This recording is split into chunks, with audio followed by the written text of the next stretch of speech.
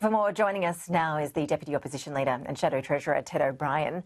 Thank you for your time. We appreciate it. So, lifters, not leaners, a safety net, not a hammock.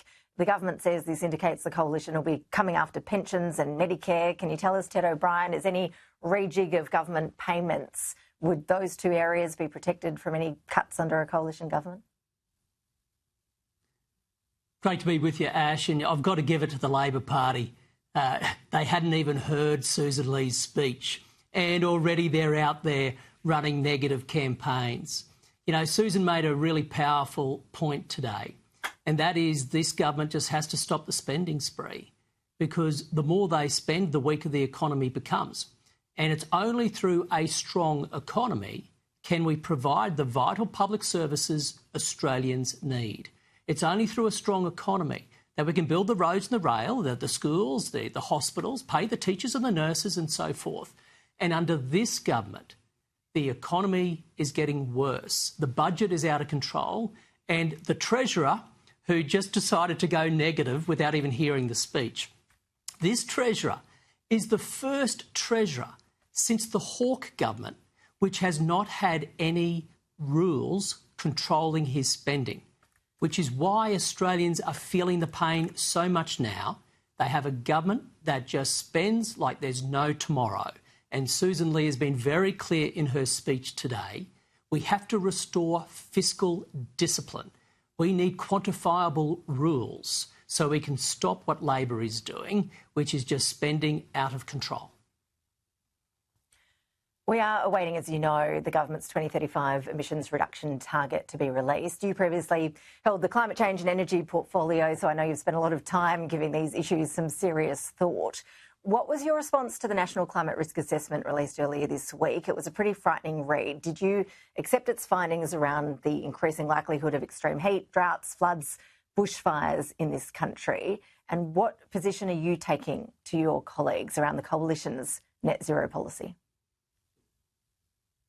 So I think there's a few things there, that Ash. Firstly, you're right. We're waiting for the government to come out with a 2035 emissions reduction target. Media reports say that'll be imminent over the next few days. Now, the risk assessment report to which you just referred, there's no doubt that had some big figures, and we've called for a full briefing, and so we'll wait till we get that briefing.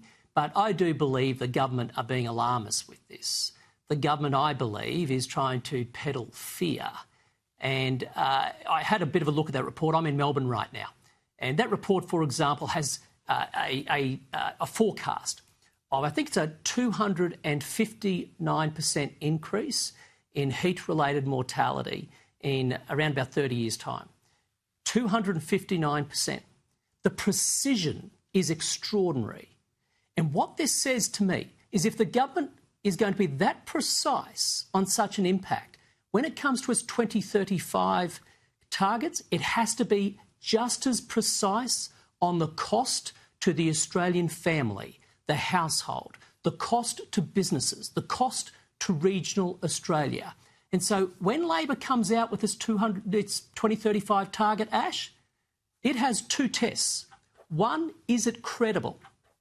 Two, what is the real cost for households, businesses and regional Australia? If it fails on those two tests, then it cannot be taken seriously, because on the 2030 targets, it's failing. It's already got a trifecta of failure. I mean, right now, our costs are going up, reliability is going down and emissions are flatlining. That is the legacy of their 2030 targets. I look forward to seeing what their 2035 target is all about, but it's all about, is it going to be credible and what's the real cost? They're the two tests.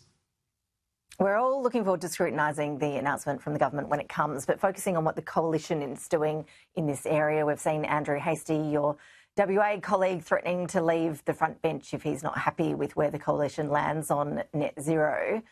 Are you expecting to see some of your colleagues arc up, essentially, if you don't get to the position they want? Jonathan Duniam also warning there'd be a mass exodus if the Coalition doesn't radically change its support for net zero by 2050. Susan Lee won't let that happen, will she? Well, if you heard what John O'Donoghue said yesterday, it's very similar to what Susan Lee has been saying for some time. In fact, she repeated it again today when asked the question at the CEDA event. And that is, we won't be having net zero at any cost. And there's a reason why we say that. Right now, costs are out of control. And that is a direct consequence of bad climate and energy policy adopted by this Labor government. And so, as for the rest of the discussion, we'll continue to have that discussion. It's a robust one, as it should be. I think the Australian people deserve nothing less than a robust discussion, especially in an area of policy where the government is failing miserably and the Australian people are paying the consequences, Ash. But the next big test is actually the 2035 targets. The government will come out with that imminently. If it's anything like 2030, it will not be credible and they'll fail to tell the Australian people the real cost. And so they're the two tests that we'll be holding them to account on over the days ahead. We in the media love it when you do negotiate with your colleagues via the television, but does it actually show that you have a discipline problem on the coalition front bench at the moment to see some of your colleagues coming out so forthrightly, essentially threatening to quit the front bench if they don't get their way? No, on the contrary, Ash, if you compare the Liberal Party to the Labor Party, what you see in the Liberal Party is a party that believes in free speech, free debate. The way we come up with the best policies, it's why we're always better at governing the country, is we actually embrace robust debate. Labor, on the other hand, no debate allowed. None whatsoever. You'll never have that. You'll never hear from this from Labor. Why? They are silenced. That's their way of doing business. We don't believe in that. We are the party of the individual, the party of the family, the party of small business. We believe in freedom of opportunity and freedom of speech. And so we will have robust debate, and I think Australians deserve nothing less, Ash. We've seen several leaders in this country in recent political history have their leadership put at risk over the issue of climate policy. Could Susan Lee be next? No, I think where you see real unity among my colleagues is on the issues that Susan spoke about today. We want to see a future Australia for the next generations, which is prosperous. A future for Australia where we as a nation are strong and fiercely independent, a nation which is fair. Now, when it comes to the role of energy, that underpins all of that. Because if we have the Albanese government continuing to run Australia's energy system, we'll only be poorer, weaker and more dependent on foreign powers. No one in our party room wants to see that happen. We have to get energy right. We are determined to do so. And we'll continue healthy, robust debate to make sure we land on a policy that puts Australia first and ensures we look after future generations. Ted, I saw a news release today by the UK government that made me think of you. It heralded a golden age of nuclear after the UK and US agreed on a deal. They're going to be boosting the building of nuclear plants in both of their countries. It means approvals will be able to essentially be sped up for new reactors. As the person who was really the front man for the coalition's nuclear policy at the last election, are you still convinced of its merits and believe that it should continue to feature heavily as part of the coalition's energy policy? Ash, I'm flattered that you're reading UK media releases and giving me a thought, so thank you for that. Is nuclear important when it comes to energy security? Yes, it is. Does nuclear energy offer a zero emissions baseload source of power? Yes, it does.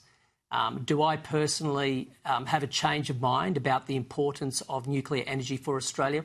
None whatsoever. I think it remains absolutely critical, but not as a silver bullet, as part of a balanced energy mix. The priority right now, though, is actually gas. We need to pour more gas into this country. We need to get more out of the ground. We need to get it to where it's needed. And that is something where this government is failing on miserably. And that is our key area of keeping this government to account. We need more gas. This government is ashamed, doesn't know what to do. It's trying to play to different audiences. If it put the Australian people first, Australian businesses first, it would be pouring more gas into the domestic market. That's the focus. But when it comes to nuclear, Ash, my views haven't changed on the importance of nuclear energy for Australia. And just circling back to your personal view when it comes to the net zero debate that you're having within the coalition at the moment, what is the view that you are putting forward to your colleagues?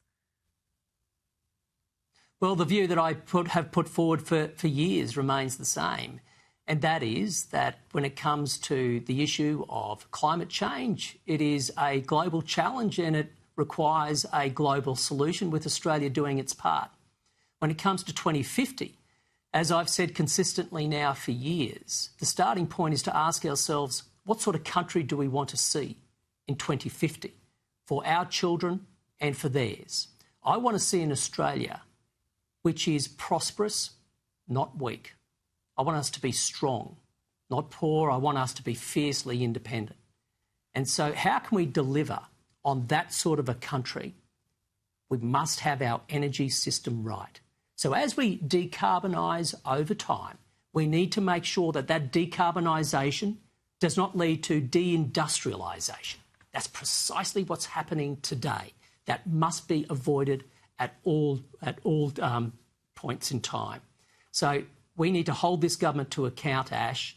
As Australians get poorer, businesses close, industries collapse, we offshore our sovereign capability. Australians know this energy system is broken under Labor.